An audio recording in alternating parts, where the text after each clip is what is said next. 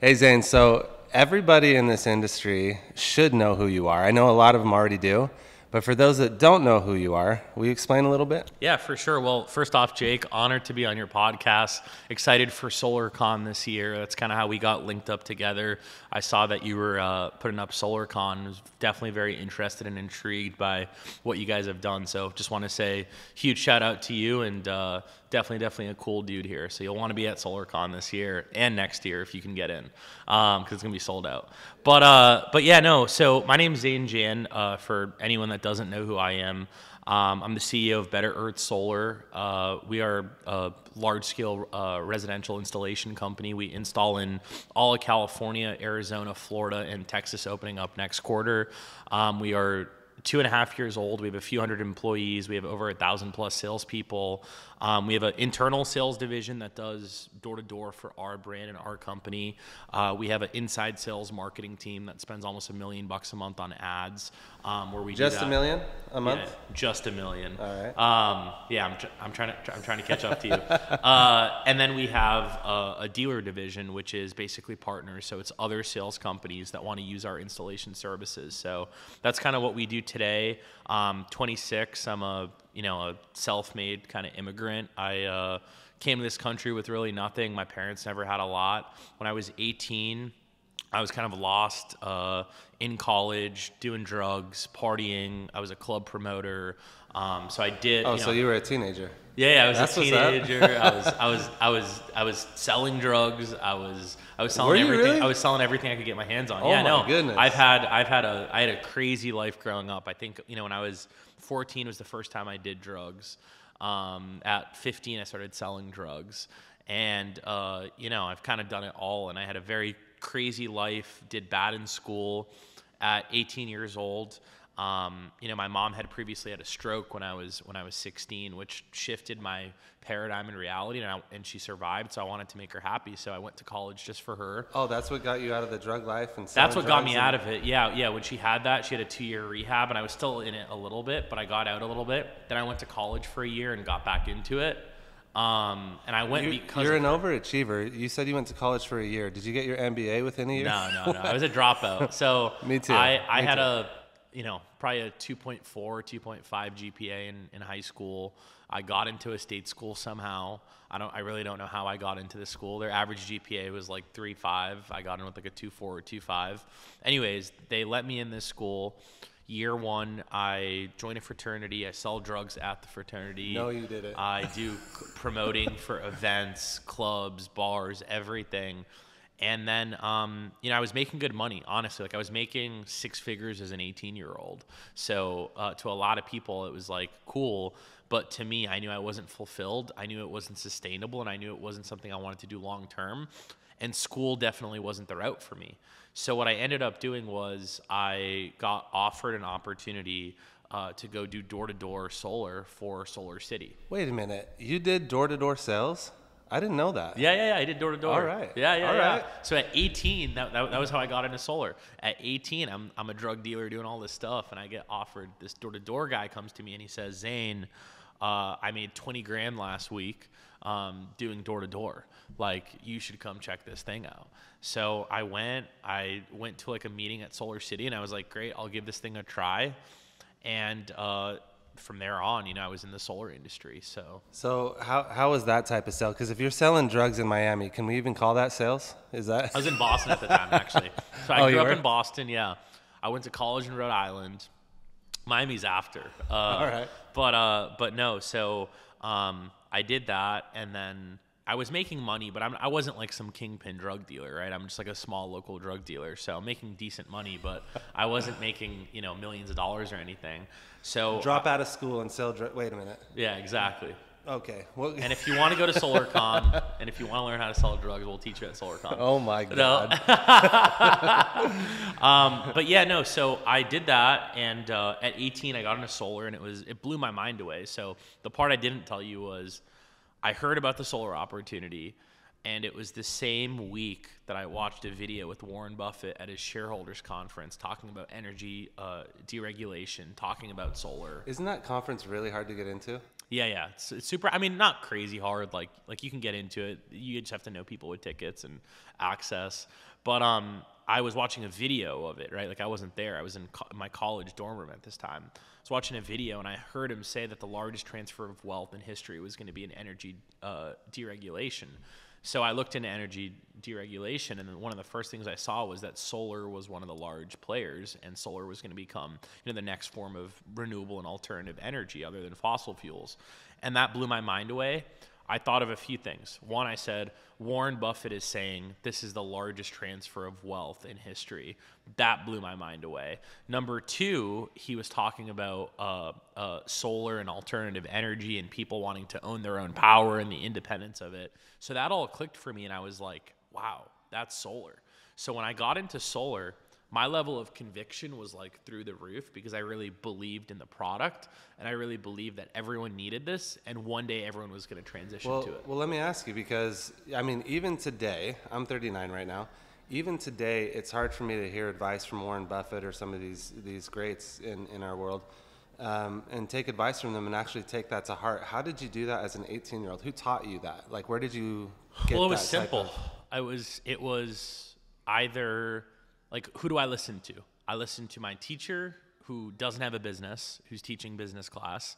Do I listen to my parents that have never had a successful business or career or life, really? They're great people and taught me to be a great person, but from a business perspective and a financial perspective, they didn't have it figured out. Or do I listen to the top of the food chain that has it figured out from a business perspective? So to me, where did you get that mentality? it's just simple. Like honestly, Simple. it wasn't rocket science to me. It was like, if I want to be, when I was growing up, if I wanted to be the best athlete where I was, I would have to go and train with the best athletes or the people that were, the best at basketball in my town or baseball, right? So it was the same way with this. It was just, I knew I was very lucky that we had access to information from people like Warren Buffett through video that, maybe my parents didn't have growing up. They didn't have YouTube, right? So when I saw that, I was like, I'm just going to listen to successful people and do what they say. And the thing that really gave me hope, because my whole life I've been told, Zain, you're never going to make it. You're going to be a dropout, all this stuff. Like, you're going to, I literally have had teachers say, like, you're going to go to jail. Like, you're not going to be successful. My whole life, I was always, like, somewhat suppressed. I was kind of brought down. I was like, you're not going to be anything because you don't do good in school. So I remember just watching, videos of successful entrepreneurs saying, hey, when I was in high school, I didn't do good, or I was a dropout, or I was a failure, and no one believed in me. And when I saw that, it gave me a little bit of like hope, and I was like, wait, this is possible. I don't need to be some, college graduate, MBA to go out there and build a business and be successful. I just need to be me, and I need to take the obsession that I have for, partying and going out and selling drugs and all of that stuff. I need to take all of that and I need to channel it in a completely different direction and focus it on the right thing and become like a good ethical person. Because through all of that, when I was doing the wrong stuff, I knew I wasn't ethical and I knew I wasn't doing the right things. And ethics to me and my family was very important. My parents were super ethical people. Like, they never drank, they never did drugs, they never done anything, right? So for me to turn out like that, I was kind of going against what they taught me. So I knew I needed to change that, and I knew I would feel better about myself and happier if I did the right things. So when I saw business, and then I saw solar, and I saw door to door, and it was like, you can go knock a door, help someone out, help them save money, help the environment, and make money, I was like, I'm in. I'm locked in. Like, I'm going to go into this industry. So I got in, and I remember when I joined door to door, I did this thing called the 90-day blitz, where my first 90 days in door to door was simply knocking doors from morning all the way up until night. Nothing else. I've been there. Kept it simple. It's just like I'm just doing this, and this is all I'm going to do, and we're going to go in. And I did that, and I remember, like, month 1, I struggled a bit. Month 2, I got better. Month 3, I thought I was the best. Like, I figured it out. And then after 3 months of, you could call it, like, trying to figure out mastery, I just started recruiting, building a team, and really the rest was history there. Let me ask you, after the 3 months when you started building the team, I'm sure you feel this sense of responsibility now on you because you have these eyes looking at you. Yeah. What did month 4 look like after you had that responsibility on your shoulders? So after month 3, I had actually already recruited some people at the beginning, but I wasn't really managing them. I was like, okay, I figured this out. If I bring someone in here, they have to make money. I'm not going to bring someone into this team and not have them make money.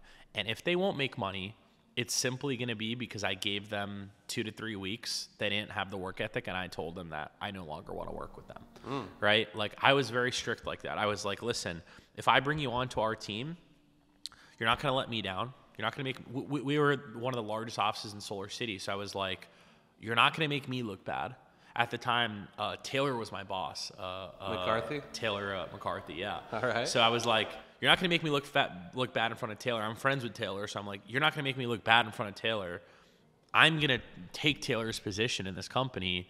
I need to know that you're going to make me look good and you're going to be successful, or you're not joining this team. And everyone I brought on was like that. And they were like, Zain, you're so extreme. Like, why do you only care about work? Like, this is crazy. And I was like, guys, we have an opportunity. This is, to me, is a once in a lifetime opportunity. Like I said at the beginning, my conviction was here. So people telling me that solar was wrong, homeowners telling me that solar wasn't real or was a scam or wasn't going to work for them, sales reps telling me that it was hard to knock doors. I was like, you guys are insane. Yeah, they don't get it.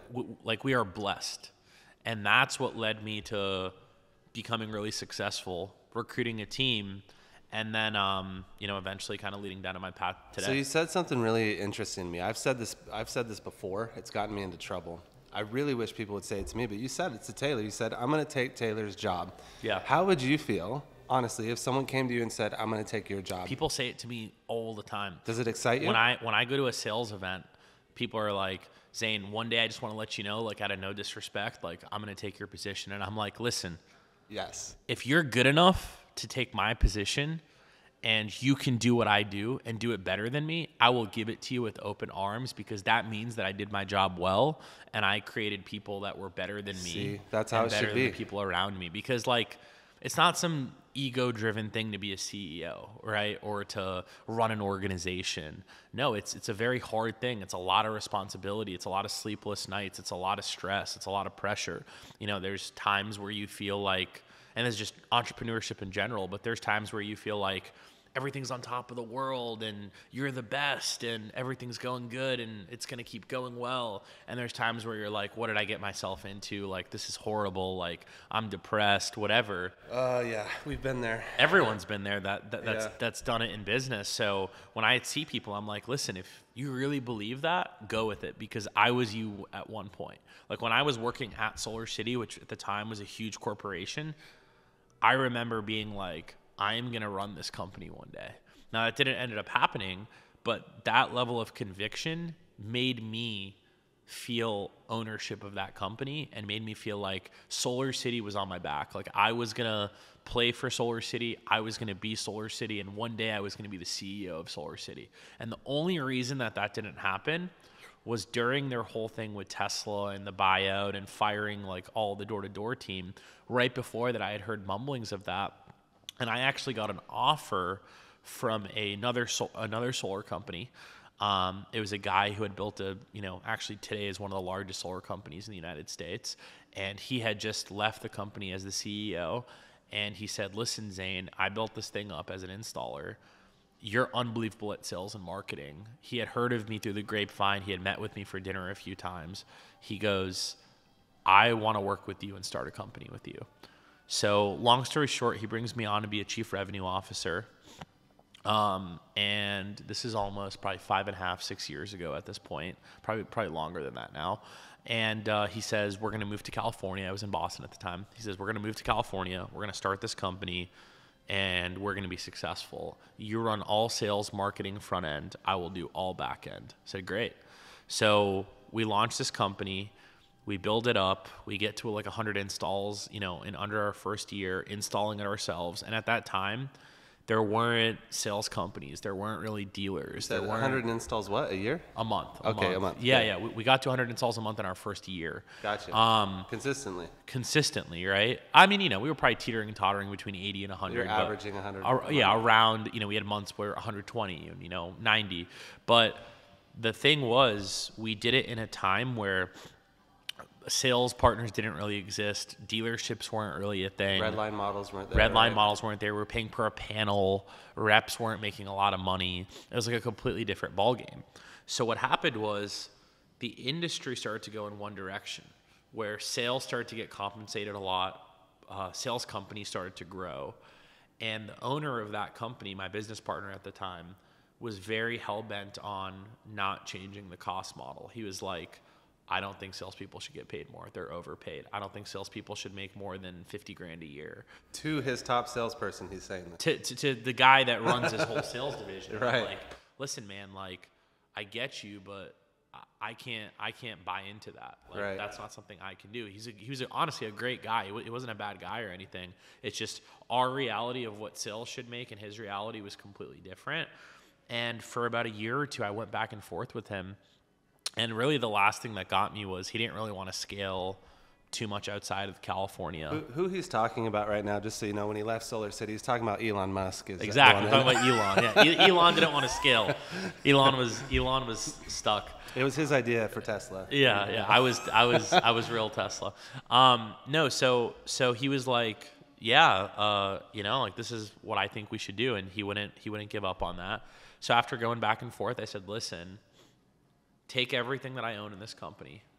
I don't want a piece of it. Take it all. All I ask is one thing. I need your blessing to go and just do this on my own. And he was like, because I owned a decent portion of the company, he goes, no. Oh, Can't yeah, do that. because if you left, that is the He company. Knew. Yeah. But I said, I have to do it. Eventually, I was like, I have a fiduciary duty to go do this. This is my life purpose and my people's purpose. I got to help the people around me because I had so many people that believed in me that were at the company that were there solely because of me. And they knew that they could have made more money elsewhere, but they simply couldn't under our model. And this was sales and operations. It's adapt or die, right? Yeah. So long story short, one day I'm just like, I'm out. I'm going to go do this. So I started a sales dealership. We launched Better Earth. I put together the best people I met at Solar City, the best people I knew from Vivint, the best people I knew from the company I had worked with. And I just put together an A-player team, and I said, we are going to be the biggest company. And month one in business, we did 150 deals. So that was our first month in business, like 30 days in. Month two, it was like 200, and it just kept scaling. Then I said, I've been an installer before. I've done the actual install side of the business before. So I know I need to take this over because I don't think people are going to do it as well as me that understand sales and understand operations. So we ended up about 3 months into being a dealership, going and finding a subcontractor I used to use. He was small, and I basically made him an offer. I said, let's buy you out. Have you fold under our branch just so we can get moving a little bit faster and get a kickstart, and let's launch this installer. So now here we are 2.5 years later, one of the top 20 installers in the whole nation. Congrats, by the way, on that. Thank you. We're the only one on that list other than one company that's rolled up companies, which they've done a great job at. We're the only one on that list that is that young. Everyone else is an average of over 10 years old, and the next newest one I think was like 6 or 7 years old. So we've done it in a very short period of time, and I truly believe by the end of this year we will be, in that top 10 range. And by next year, the goal is top 5, and then this year you think you're on pace to double, right? What you did last year. Last quarter we don't have the final data, so I don't want to speak on it. I believe we are going to be the 10th largest installer in the nation, operating out of mainly because we just launched Florida, mainly 2 states. Well, if there's anything we've learned on this podcast so far, if you believe something, you kind of tend to do it. Yeah. Yeah. I mean, honestly, it's like when we look at competition, it's. I'm not against anyone. I'm not against Freedom or Titan or Tesla or this company or that company. I think everyone's doing a great job, and I know how hard it is, and I really appreciate people that put in the work and are in this industry. Mm-hmm. But to me, my level of conviction doesn't come from being the best solar company. It comes from being one of the best companies, and it comes from being in my eyes, in the best industry and being given this opportunity to win and to succeed and to be the best. Like, we have a once in a lifetime opportunity, in my opinion, to be a part of an industry that is going to shape the way that people are used to getting their power. It's going to shape the way that people are used to thinking about power in corporations. They're going to be like, for the first time, we own everything. Like, we own our cell phone, we own our home, we have everything. Why don't we own our power? Right. And I believe that we are in a time where that's only going to get better and bigger. Like, when I got into solar, people were like, it's saturated, it's going to go away. It was like 8 years ago. People were like, oh, like I remember when I moved to California, one of my managers, it wasn't Taylor, but it was a guy above Taylor, came to me and said, oh, you're leaving Solar City and you're going to move to California? He was like, oh man, like California's been burnt, man. It's been knocked. It's, the state, the tourist the credits are gone from the state. That was like 8 years ago, right? And it's only gotten better. So to me now, I'm like, I want more solar companies. You know why? When a solar company goes and knocks the door, if they didn't close it, they just did my job for me. I got a free knocker. Yep. That's the way I view it. If I have 5 people came and knock that door, they're doing free knocking for me, and I'm coming by to pick up the close. And that's what I always tell our sales reps, because I truly believe, like, our homeowners don't have the choice to go solar. They are going to go solar eventually. They know that they're going to go solar. They're just picking who they want to work with. And it is our job to go in there and to be the best representation of this industry. That's beautiful. So a lot of people listening right now, they probably think that the hardest part of your day is stepping out of your Lamborghini, since it's a little bit higher up from the ground. Yeah, there we go. Have you made it already, or do you still struggle a little bit? No, I haven't made it at all. It's interesting. When I got into solar, I just wanted to make a few $100,000 a year being in solar. Year one. Midway through year one, I found out that a guy had made over $1 million, and that instantly became my target. I made $1 million. When I made my first $1 million in solar, I was like, this is nothing. Like, this is cool, but like, I remember I had moved into a new building. This was in Los Angeles. I moved into the Ritz-Carlton Los Angeles, right? Man, I was a millionaire, young, I'm 21. Must have been hard. I move in there, and I remember talking to a guy that was my neighbor, and him telling me about, how he just bought this $100 million property and this and that. And I started meeting all these people around, and I'm like, there's another level. And that's when it clicked for me, and I realized I'm not in it to make money to buy a nice car. Like, yeah, I have exotic cars. Yeah, I live in a very nice place and, awesome stuff. But that's not my motivation. That is a byproduct of having money. If you have money, right, you got to figure out how to use it. I invest plenty of my money. I put my money in so many different places. I spend, less than 20% of my income. Like, I don't spend a lot. From the outside look in, you see, multi-million-dollar condos, you see Lambo, you see a Ferrari, you see a G-Wagon, you see all this stuff.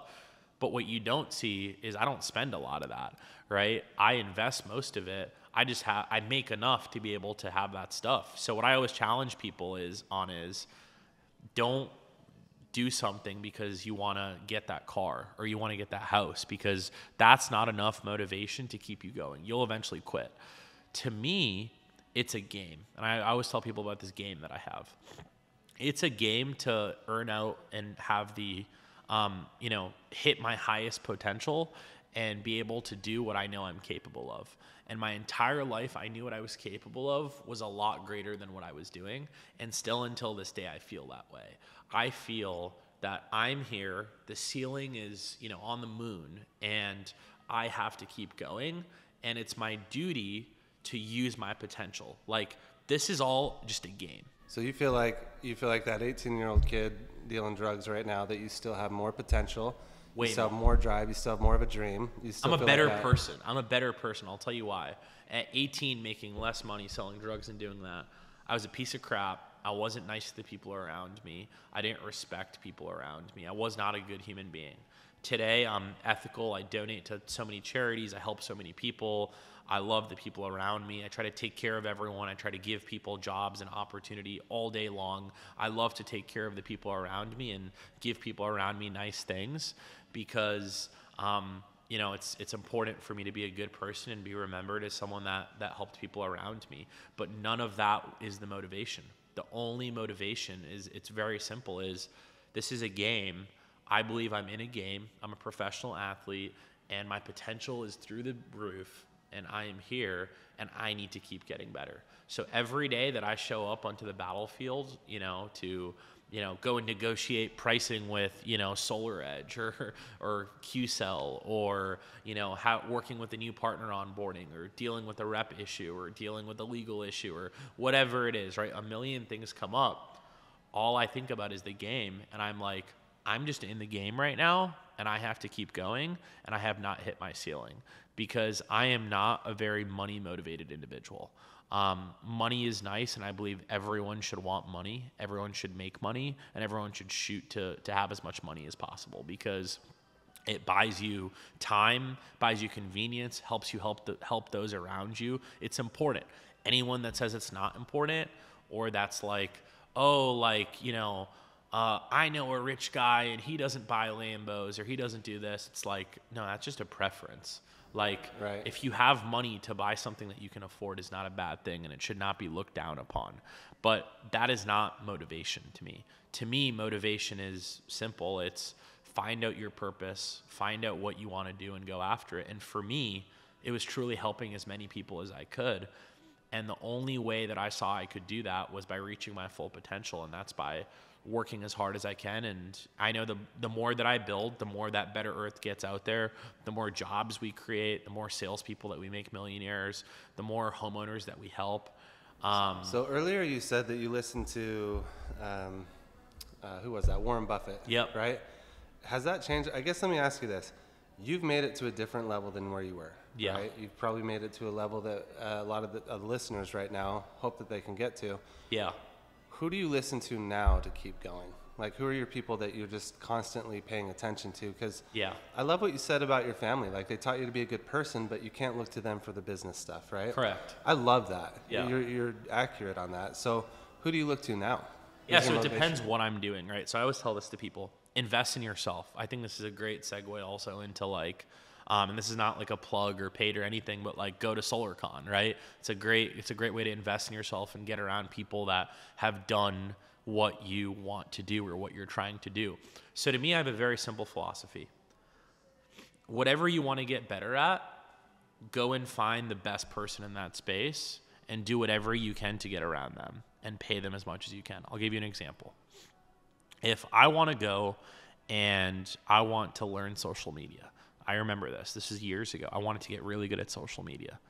I went on YouTube and I literally just hunted down people that knew as much about social media as possible, like people that like did it as a business and knew about it and understood how everything worked and knew how to make videos go viral and do stuff like that. And I remember my messages were just like, how much can I pay you for an hour of your time? How much can I pay you for one call?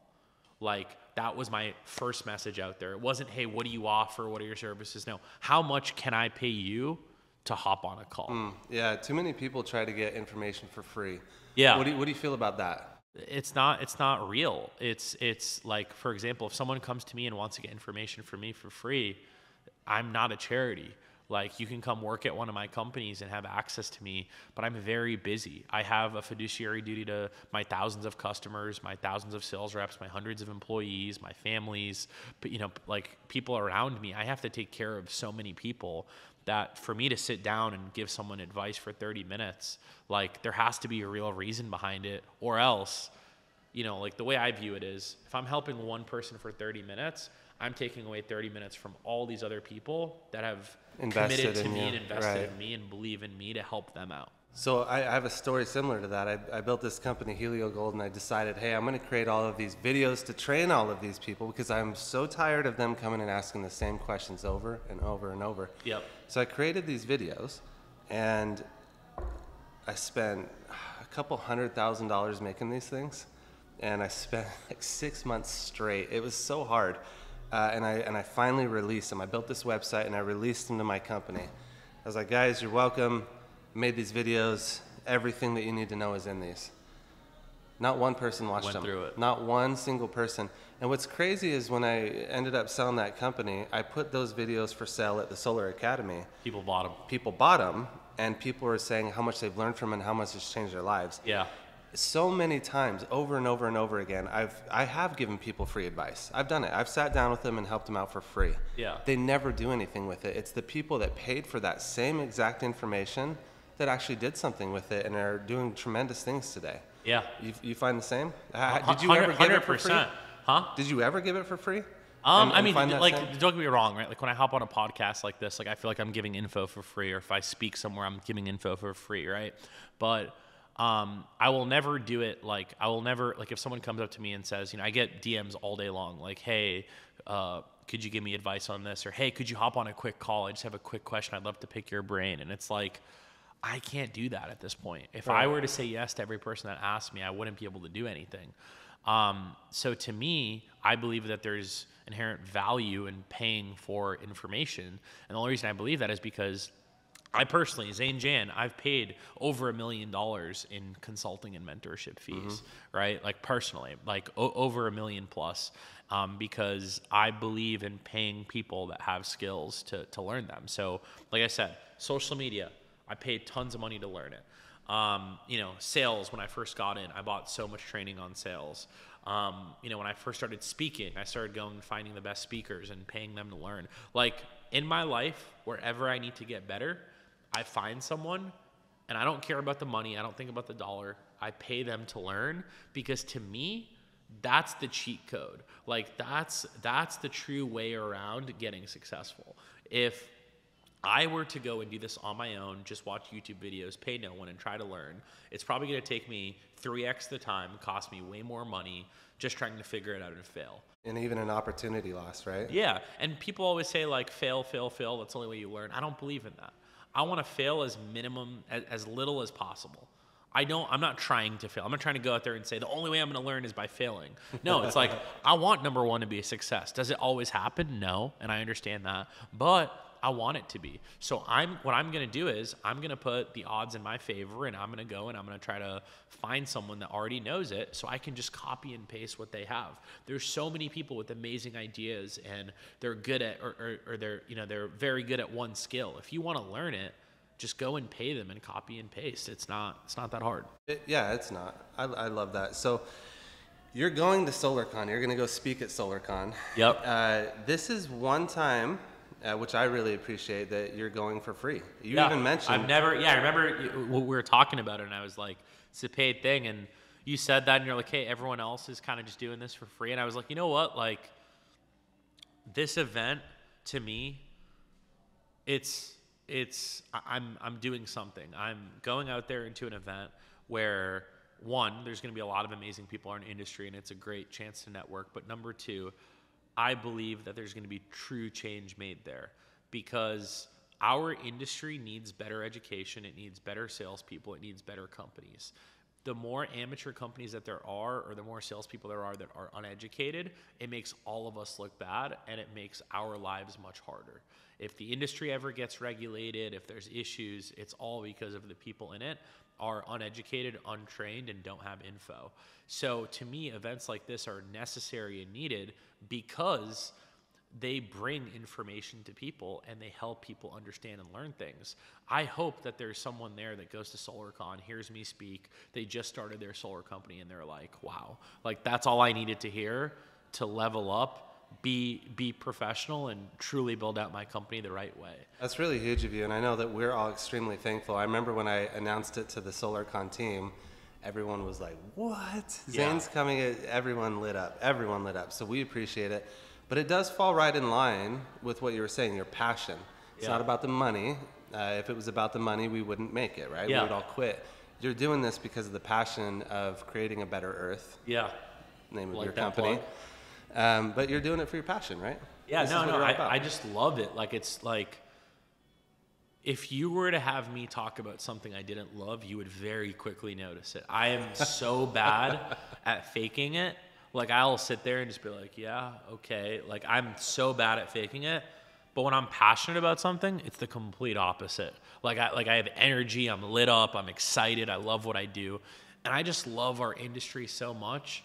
And I know how many people can make it big in this industry and how successful they can be. They can change their entire genetic code for forever by simply joining this industry and making a decision to be successful in this industry. So I believe it is our duty as successful people within this industry to go and help other people learn that and get better at it. Oh, I 100% agree. You know, that's why we are building a lot of things that we are. Helping people in this industry is great. You are going to be speaking at SolarCon. Yep. Before anyone gets there, is there any advice that you could give them for anyone that's maybe struggling in solar, or maybe struggling to get to that next step, or get to that next place, that next vertical that they've been trying to get to? What is something or advice that you could give them, some motivation for them to get from where they're currently at to that next level? Yeah, it's very, very simple. I see people asking me about lead gen, sales tactics, training tactics, recruiting tactics, install stuff. I talk to people all day long that are like, Zain, I'm a dealer.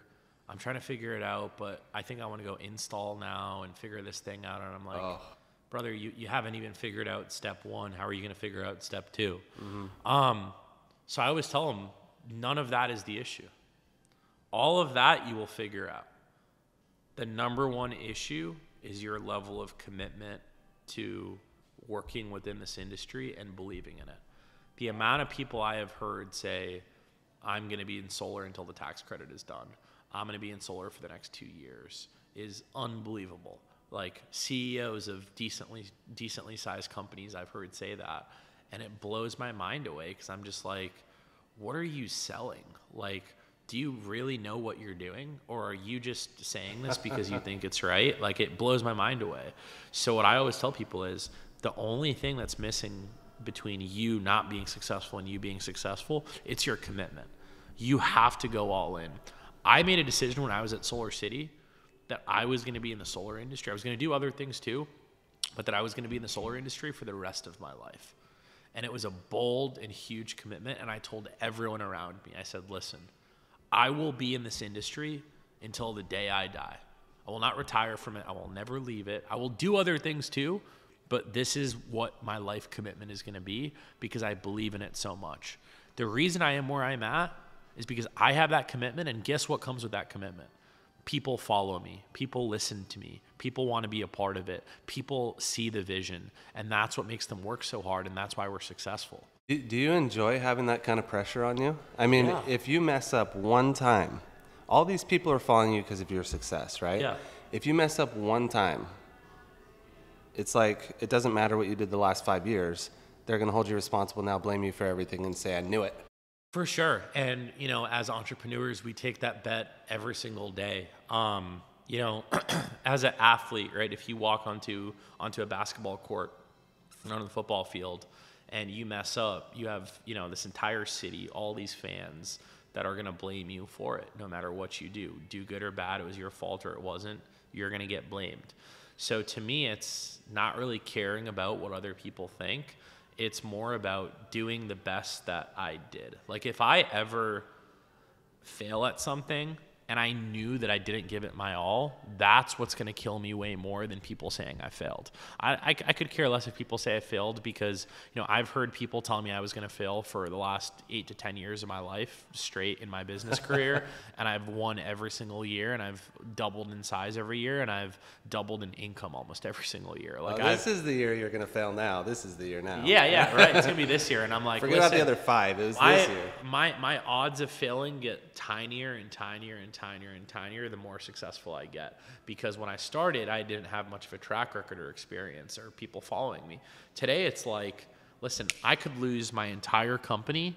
I could go start a solar company from scratch and become one of the largest solar companies in a year. Simply it's not because of, what I did before. It's because what I have in here. Like, I've learned it. I believe in it. I have the commitment to it. I'm not saying that I'll never fail. All I'm saying is I will never quit. And because I'll never quit, I know I'm going to win. And that's what keeps me going, because I'm playing a game that I know doesn't have an expiration date or doesn't have a time ticker. So I've been in a position before where I have had the most ambition of anyone around me, and I just felt it and I knew it. But I did make mistakes, and I did go broke a couple times, and I did have no money, and I couldn't borrow money from family anymore, and it was just, I knew that I had this vision and this dream. Bills were piling up, stresses were hitting. I felt like bottom of the barrel, scum of the earth. For people that are still trying to push, and they have made that commitment to stay in solar, but they've just gotten to the point of maybe rock bottom. Have you been there before? Do you have any advice for them? Yeah, no, I mean, when I started in solar, right, it was, I would call it rock bottom in the sense of I was learning, I was trying to figure it out. I bring it back to, honestly, it's a very similar piece of advice. What happens to you in your life, whether it's customers rejecting you, whether it is people that are going against you, whether it's people that don't believe in you, whether it's bills stacking up and debts happening and not being able to pay, all of that stuff can happen to you in your life. All of it is a direct reflection of how you are as a person and what you do. So when a sales rep comes to me and says, Zain, I'm not closing any deals, before I say what is your pitch, what are you saying, what are you doing, I ask them, what's your life look like? How many parking tickets have you not paid? How many texts have you not answered? How many emails have you not answered? How many people have you not gotten back to? Have you talked to your mom? Have you talked to your dad? Like, are you neglecting something in your life? I look at their life. And 10 out of 10 times, if someone is not successful in business or something is failing in their life, it's not that. It's something else, and that's what we need to find and solve and handle. So I'm a big believer in something called closing cycles, meaning when you have open cycles, that means you have open things that need to be complete. If I have a parking ticket I need to pay, if I have my taxes I need to do, if I have someone I have to get back to and respond to that I know, I've been meaning to, but I didn't. These are all open cycles in my life. And my rule is I have to get these things done as quickly as possible and fix them in order for me to prosper and move forward. So what happens with a lot of people that are in that bottom of the barrel situation is they feel sorry, but what they don't know is they have all of these things in their life that they could easily handle and solve that would take weight and pressure off their shoulder and allow them to move forward. But unfortunately, they sit there and they complain, but they don't solve the things around them. So if you're in that position, I ask you to not have an ego, not think that you're low or you're great or anything. Remove emotion from the equation and just ask yourself, what do I need to handle in my life that I can handle today? I'm not just talking about a bill that you can't afford. I'm talking about, what do you need to handle? What are you prioritizing? Are you prioritizing going and buying drinks versus paying off that parking ticket? Because if you are, that's what's stopping you from making more money. Dude, in all of my years of doing this, I have to say that's probably one of the most profound and beautiful things I've heard in a long time. I have not heard that. Yeah. Thank you. That was amazing for me to hear that. No, you just make a call to pay my parking ticket real quick. Yeah, right. Right on the phone. But I do have one other question for you, though. Sure. Because I know time's running out. You mentioned a little bit earlier that you're going to bring a whole bunch of people from your organization to SolarCon. Sure. Why would you invest in that? Like, why? Yeah, go ahead. Because, when you go to events like this, right, you have me there, you have a bunch of other awesome CEOs and leaders in the industry, people that are successful. What do they all have? If you're successful in the industry, one thing that you have is you have commitment. You have belief. You believe in what you're doing and you believe in this industry. Your people that work at your company, whether it's an ops employee, whether it's a salesperson, they need to hear that information to be bought in and continue to believe in the industry. And just hearing it from you isn't enough. They need to hear it from more people. So I know when I send my people to an event like that, that's what we're doing. Like we're sending someone to an event and I am expanding their paradigm and they're like, wow, I thought the industry was great, but it's even greater than this. I thought it was big, but it's even bigger than this. And it excites them.